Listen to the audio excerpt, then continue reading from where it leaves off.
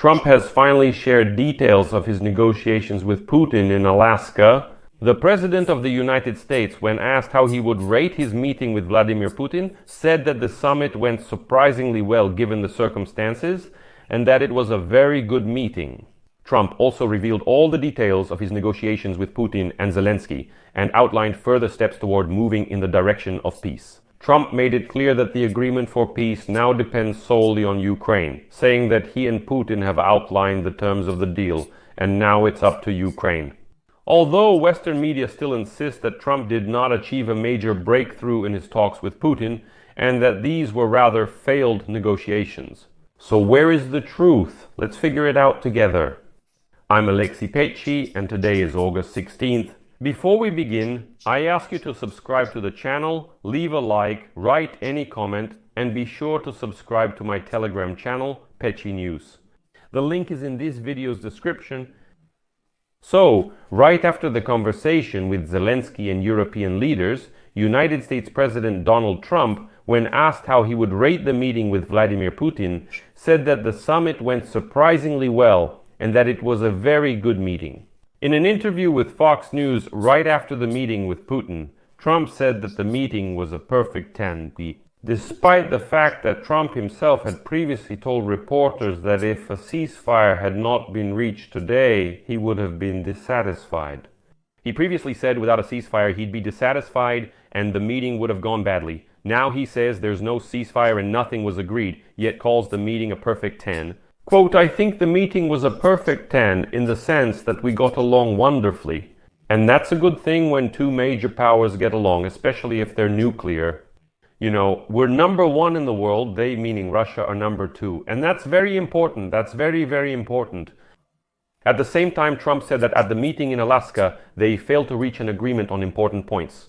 He noted that there are one or two fairly important points on which he was unable to reach an agreement with Vladimir Putin. But the the meeting went, I repeat, perfectly. Let me give more details about this Donald Trump interview on Fox News. You know, here, Trump almost directly says that giving Putin 4 Ukrainian regions, or at least 2, seems like a great idea. And now, the most important thing. According to Trump, he has already agreed on everything with Putin, but now Zelensky is refusing to give up his territories. And do you know why?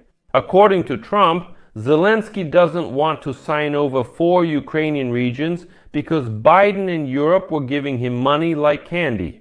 And now Trump will pressure Zelensky to go and sign the deal to give up the Ukrainian regions.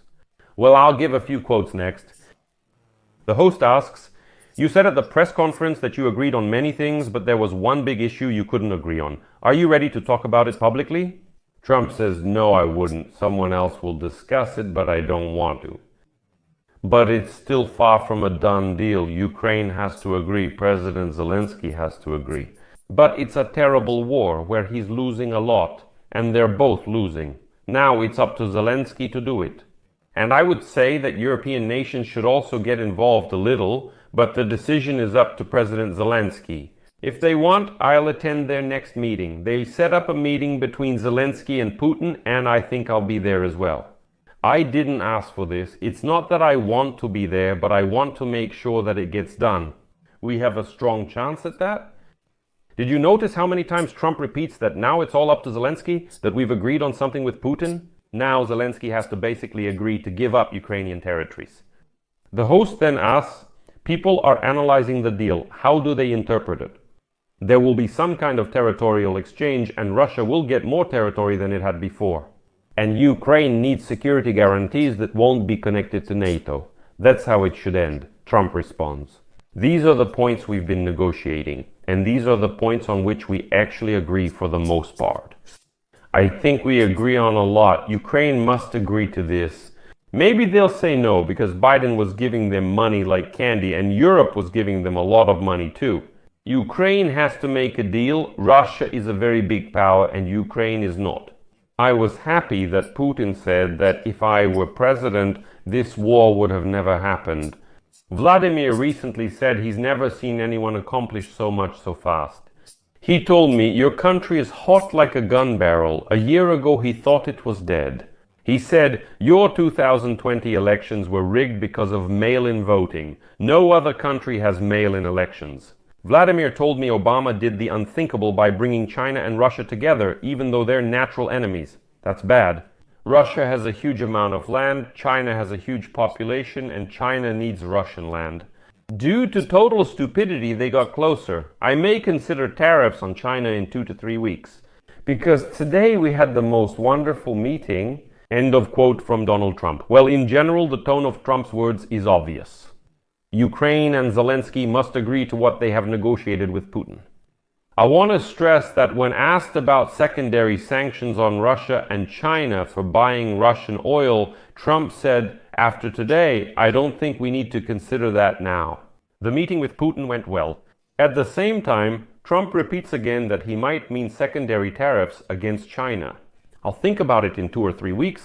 As you understand, any future ultimatums or deadlines from Trump are absolutely worthless. If you hear another ultimatum, it's just cheap, empty talk. Trump has proven that. And here's what the Times writes about this meeting. The long-awaited meeting between United States President Donald Trump and Russian leader Vladimir Putin ended without the expected breakthrough. Despite the ceremonial start, with smiles, handshakes, and a red carpet, the parties did not agree on a ceasefire in Ukraine or on the location of the next summit. Most of the discussion in Alaska was in a 3-on-3 format. Trump was joined by Secretary of State Marco Rubio, Peace Initiatives Advisor Steve Witkoff, and Treasury Secretary Scott Bessent.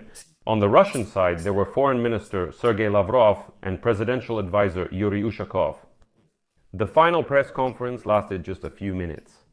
Putin spoke first, focusing on restoring relations with the United States and business prospects, while repeating his claims regarding Ukraine.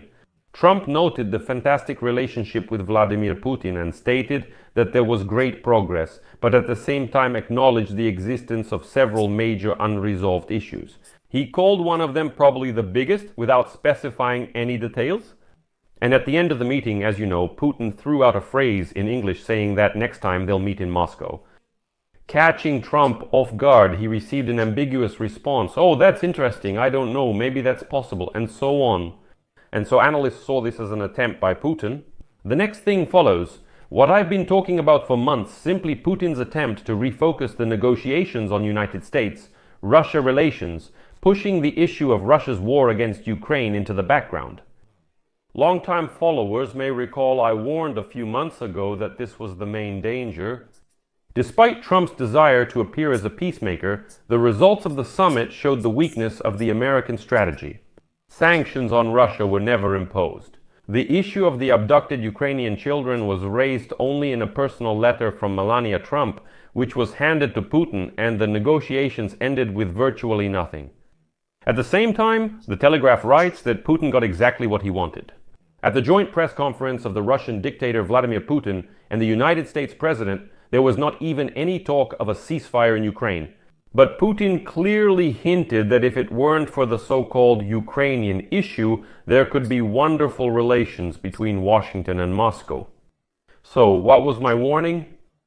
Putin is directly telling Trump, listen, let's finally do something about Ukraine. It's getting in our way.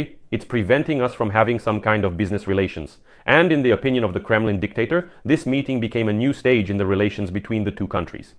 Opportunities emerged for trade, space exploration, the Arctic, and more. If only it were possible to overcome this annoying Ukrainian issue, as Putin himself hinted, and Trump bought it. He's now sure it's all being blocked, blaming Ukraine. We have projects in the Arctic, space, rare earths, and trade. We could stir things up and separate Russia from China, but Ukraine is in the way, you see. Ukraine is in the way, that's all. And Putin was putting this into Trump's head for 3 hours, and he openly talked about it at the press conference. Of course, Putin desperately wants the page called War to be turned.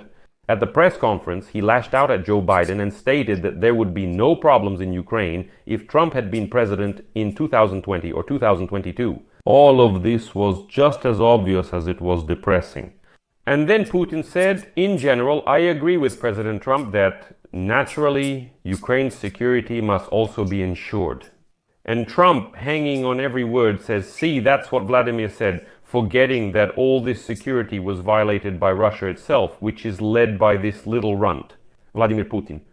Regarding Putin's reception on American soil, the Telegraph noted that the White House put on a real show. On the ground, a red carpet. In the air, a ceremonial flyover by 5 planes. The sight of American soldiers kneeling before Putin's plane to secure the red carpet on the runway. The publication says this spectacle horrifies many. The article notes that as this circus was coming to an end, Putin managed to get a handshake from the United States president. He will feel that he has shown the world that Russia is back where it belongs, at the main table of world politics. Putin will be pleased his actions had no consequences. I'll now quote the Telegraph. If European leaders do not take any action to support Ukraine after this, they will have to answer to history. I'll add an ellipsis here. Share your opinions and conclusions in the comments below this episode. Subscribe to the channel, hit the bell, and don't forget to like. That's it for now. Take care. Bye, everyone.